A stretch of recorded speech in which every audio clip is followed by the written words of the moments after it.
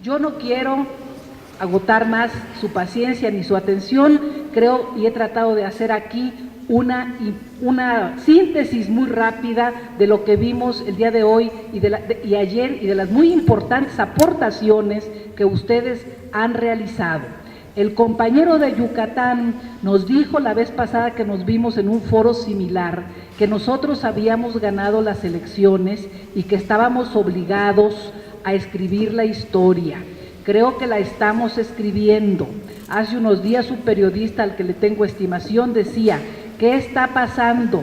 Quienes están publicando libros y están levantando denuncias son los que aparentemente perdieron. ¿Qué pasó con los que ganaron? Yo les digo, sigue siendo válida aquella idea de que la historia la escriben los ganadores.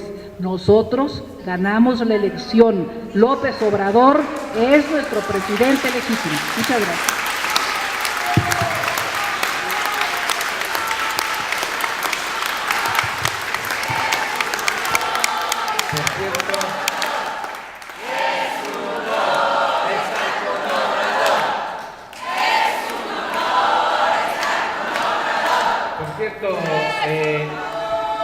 La compañera Lucila aquí nos hizo llegar un dato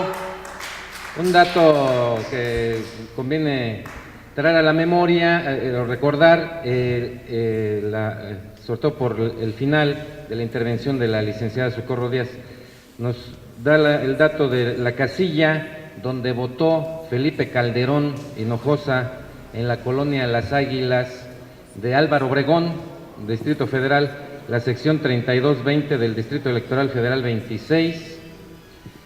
La votación para presidente de la República: PAN 99 votos, PRI 16, Coalición por el Bien de Todos 102. Hasta en su casilla perdió Felipe Calderón, en la casilla donde él vive. Le cedo ahora el uso de la palabra al licenciado Porfirio Muñoz Ledo para que diga las conclusiones y la palabra de clausura de este foro nacional. Agradezco mucho esta oportunidad. Al comenzar el evento, ya había dado yo una perspectiva de carácter nacional que se articula a través de los testimonios vertidos por ustedes.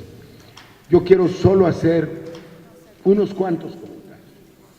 Por fraude entendíamos antes la serie de triquiñuelas que de una manera un tanto dispersa, aunque repetida, nos hacían el día de la elección.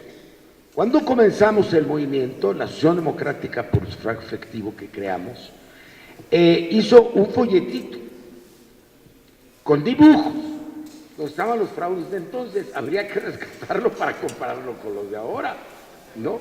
Entonces estaban las urnas embarazadas, esos sillanos. El dibujo era una señora gordita, obviamente. Luego las urnas que caminan, porque no las cambiaban de lugar a última hora. Luego los tacos envenenados, que eran los tacos con purgante que les daban a los cuidadores de casillas para que tuvieran que ir a estar al baño. Y entre ida e ida, bueno, unos botitos para aquí. Estaban los inefables tacos, ¿no? Que era el conjunto enrollado de boletas que metían. Estaban los carruseles, pero eso era el fraude electoral, esto es otra cosa. Es eso, pero en exponencial. Aquí hay elementos que hablan de muchas otras combinaciones. Primero, la total complicidad del órgano electoral, la participación de las fuerzas públicas, incluyendo a los militares, la colusión entre el gobierno federal y los gobiernos de los estados, la participación sistemática de los miembros del sindicato de maestros en el cuello de las casillas. Socorro nos daba un 40% en Colima y nos hizo una gran sugerencia en su intervención, y es que se cheque las representantes finales de casillas que fueron cambiados en el ritmo que acaba de decir, con la nómina de la Secretaría de Educación Pública, con los empleados, no, yo diría no solamente de la SEP, sino de la educación de todos los estados, porque ahí están las ramificaciones del CENTE. Pero, para no abundar, el otro dato que también ha venido a surgir aquí, ¿sí?, es el de la articulación. Yo decía que el fraude de antes era reiterativo, eran los mismos fenómenos, pero era disperso, no había orquestación. Aquí hay una orquestación a nivel nacional, lo que produce una impresión muy curiosa. En cada estado y en cada distrito hay un testimonio distinto, pero todos tienen que ver unos con otros. Es cuestión de armar el mosaico para decir que más que un fraude fue un inmenso atraco prefabricado. Y si le queremos dejar la palabra de fraude, dejémosla, pero es una elección de Estado. Por último, el dato más importante es la temporalidad. Yo he afirmado que los gobiernos del PRI no intervenían mayormente o casi nada antes de las elecciones. ¿Por qué creían que iban a ganar? Porque no estaba en su propósito, tenían la manera de operar el día de la jornada.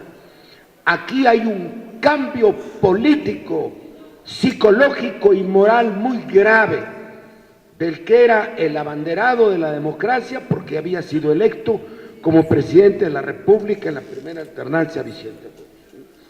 Aquí él decide, como dijo aquel muchacho en la época del desafuero, le llamó traidor a la democracia.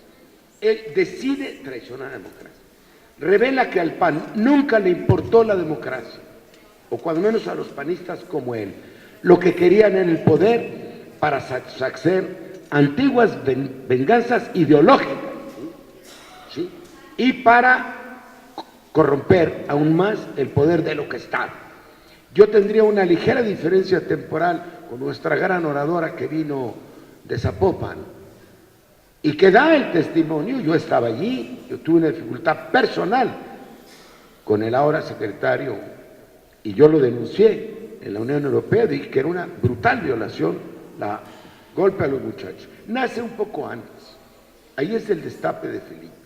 Nace cuando su señora y compañera decide ser presidente.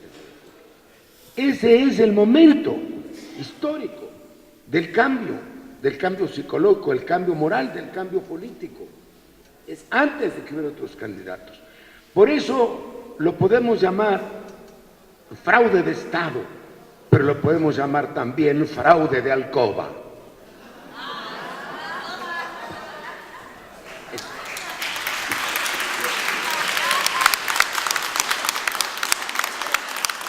Conclusión, lo más valioso para mí es el tono y la determinación de esta reunión.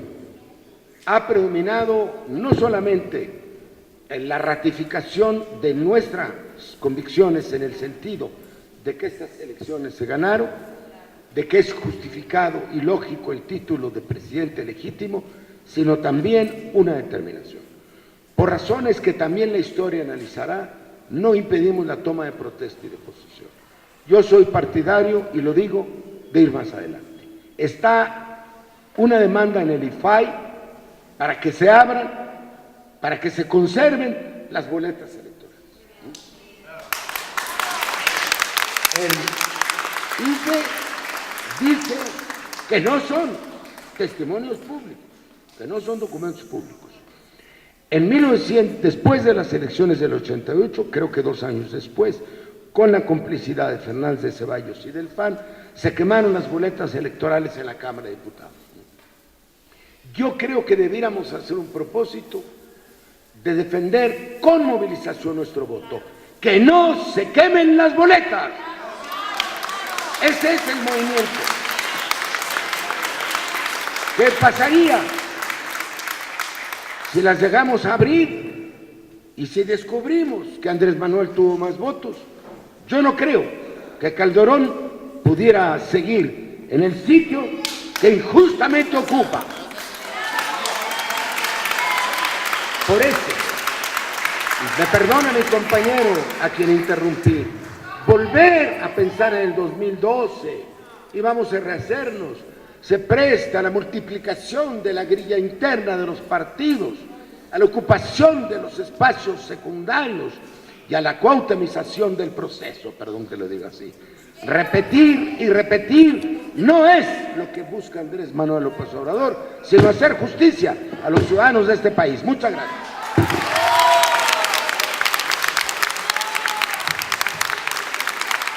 Con esta pequeña intervención declaramos clausurado el gobierno espurio de Felipe Calderón.